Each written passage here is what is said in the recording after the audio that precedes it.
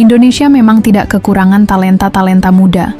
Dari gang-gang sempit kota hingga hamparan sawah desa, bibit-bibit bintang muda bermain bola dengan impian besar menjadi pesepak bola hebat, hingga menjadi bagian dari tim nasional, membela merah putih di kancah dunia. Namun mimpi itu kerap kali patah sebelum sempat tumbuh tinggi.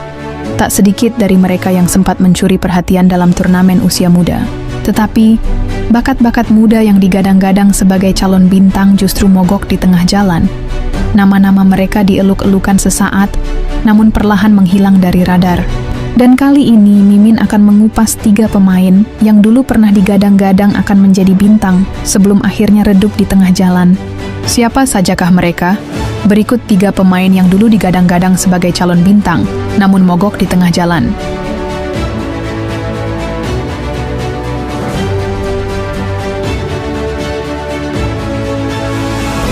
Febri Haryadi. Febri Haryadi adalah nama yang tak asing bagi pencinta sepak bola Indonesia, terutama pendukung Persib Bandung.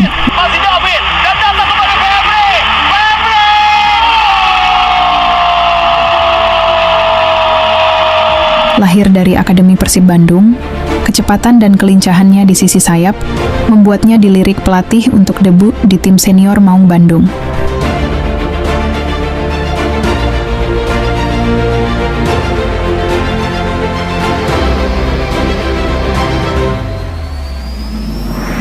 Ia mencuri perhatian publik sejak muda, bahkan sempat menjadi andalan tim nasional Indonesia di berbagai level usia. Bersama timnas Indonesia U23, Febri menunjukkan tajinya. Ia menjadi senjata utama di ajang SEA Games dan berbagai turnamen internasional. Banyak yang memprediksi bahwa ia akan menjadi winger kanan terbaik Indonesia untuk 1 dekade ke depan.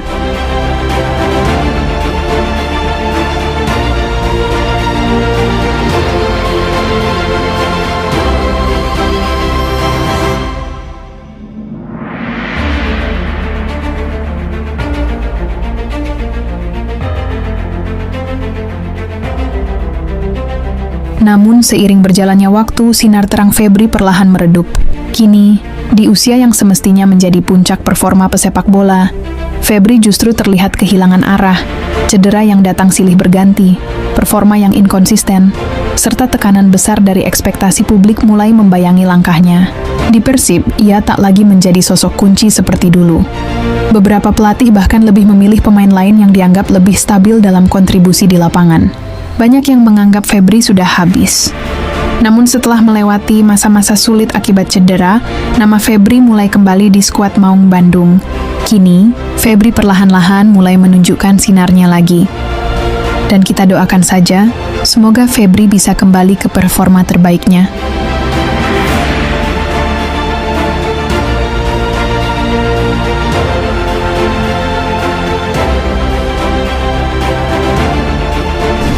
Bagus Kahfi. Nama Bagus Kahfi mencuat saat timnas Indonesia U16 menjuarai Piala AFF U16 pada tahun 2018. Dengan rambut kribo khasnya, Bagus menjadi simbol dari generasi emas baru sepak bola Indonesia.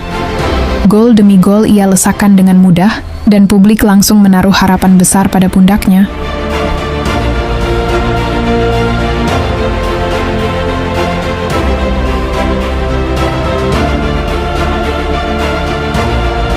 Ketajaman Bagus di usia muda membawanya ke Eropa. Ia menandatangani kontrak dengan klub raksasa Belanda, FC Utrecht. Sebuah langkah yang membanggakan, namun juga penuh risiko. Sayangnya, pengalaman di sana jauh dari ekspektasi. Cedera panjang yang dideritanya membuatnya absen lama dari lapangan hijau, dan saat pulih, ia kesulitan menembus skuad utama. Kurangnya menit bermain, tekanan budaya dan bahasa, serta kondisi fisik yang belum 100% membuat adaptasinya gagal total.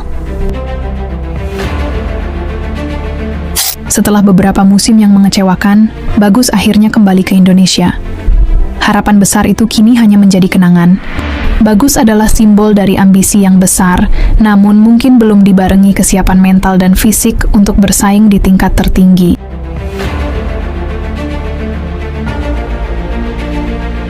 Perjalanan karirnya jadi pelajaran berharga tentang pentingnya perencanaan dan pembinaan berkelanjutan bagi pemain muda Indonesia yang ingin merantau ke luar negeri.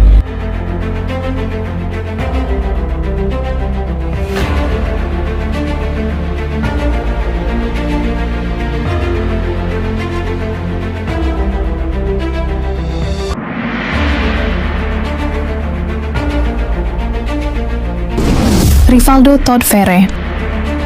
Todd Ferre pernah memukau publik lewat driblenya yang khas dan gol-gol sensasional di Timnas U19.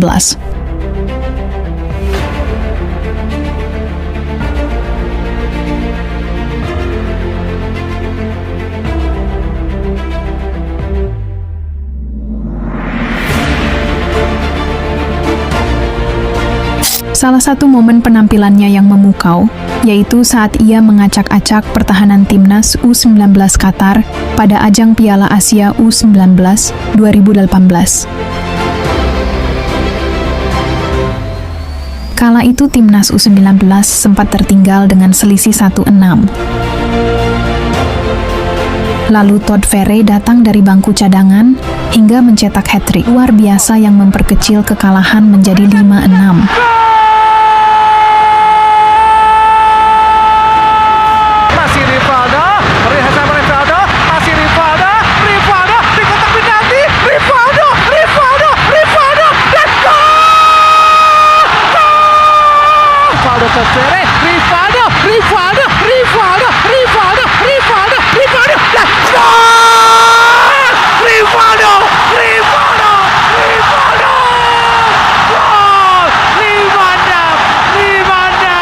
Karirnya bersama Persipura juga berjalan apik di awal. Ia menjadi pemain muda terbaik Liga 1 dan menarik perhatian klub luar negeri. Ia bahkan sempat dipinjamkan ke klub Thailand. Todd Ferre menjalani masa peminjaman bersama Lampang FC, klub Liga 2 Thailand, pada awal 2021 sekitar 3 bulan. Ia dipinjamkan dari Persipura Jayapura untuk menambah pengalaman dan jam terbang, terutama kompetisi di Indonesia saat itu vakum akibat COVID-19. Selama masa peminjaman, Todd Ferre tampil dalam 12 pertandingan dan mencetak 1 gol. Puncak performa Todd Ferre terjadi saat melawan pemuncak klasemen Nongbua Pichaya. Ia mencetak gol pertamanya untuk Lampang FC pada menit ke-29.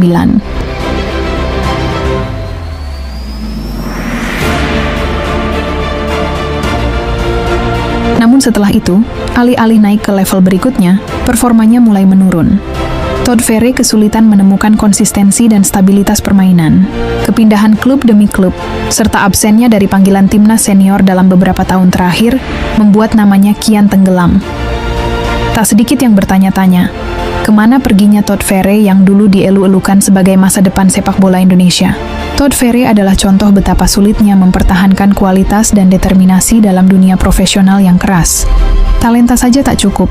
Diperlukan manajemen karir, kedewasaan mental, dan kerja keras tiada henti agar tak mudah tergerus oleh waktu. Ketiganya mengajarkan bahwa talenta besar tak selalu menjamin karir yang panjang. Dibutuhkan konsistensi, adaptasi, dan mental yang kuat untuk tetap bersinar. Meski performa mereka sempat meredup, harapan selalu ada untuk kembali bersinar jika mereka mampu menemukan kembali sentuhan terbaik dalam dirinya.